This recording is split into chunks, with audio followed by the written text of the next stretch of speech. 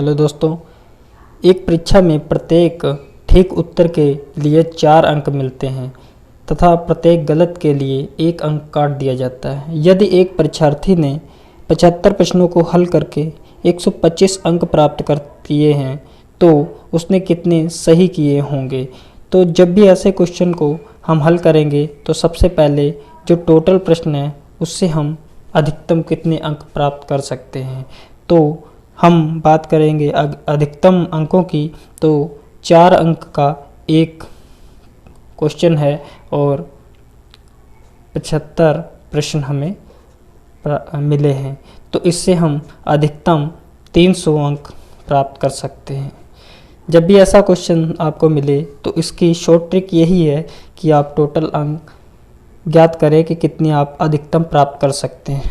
उसके बाद आप बात करेंगे कि अर्जित जो किए हैं वो कितने हैं। तो हमें 125 अंक अर्जित किए हैं, तो 125 इसमें से माइनस कर देंगे। जब 125 इसमें माइनस करेंगे तो हमें प्राप्त होगा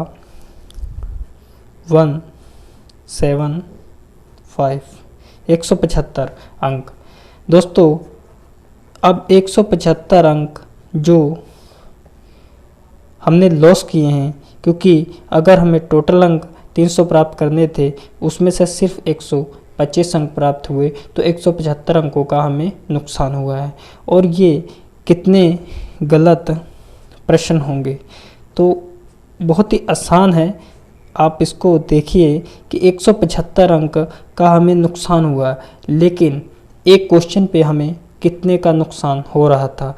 एक क्वेश्चन पे हमें 1 अंक, तो अगर हम गलत करते हैं तो 4 अंक तो हमें वो प्राप्त नहीं होंगे जो अंक प्रश्न के मिलने वाले होंगे, और 1 अंक जो हमने वो लॉस कर दिया जो हमें निगेटिव करने पर अपने दूसरे स्कोर से माइनस करना पड़ रहा है।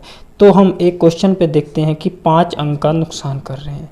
तो जब हमने टोटल 175 अंकों का नुकसान किया तो उसे 5 से भाग देंगे तो हमें प्राप्त होगा कि हमने 5 या 15, 25, 35 प्रश्नों को गलत किया है। तो बात सही की करेंगे तो सही प्रश्न बराबर 75 हमने किए थे, जिसमें से 35 हमने गलत कर दिए। तो अब हमें यहाँ पे जो प्राप्त हुआ 40, ये जो है ये हमने सही प्रश्न किए हैं। तो जब भी ऐसा क्वेश्चन आप देखें तो इसको इसी तरीके से करना होगा, क्योंकि ऐसे जो क्वेश्चन होते हैं वो कंपटीशन एग्ज़ाम में ही आते हैं और उसको बहुत ही जल्दी से करना होता है। तो उम्मीद करता हूँ ये आपको पसंद आया होगा। अगर पसंद आया हो तो आप शेयर और सब्सक्राइब ज़रूर करें।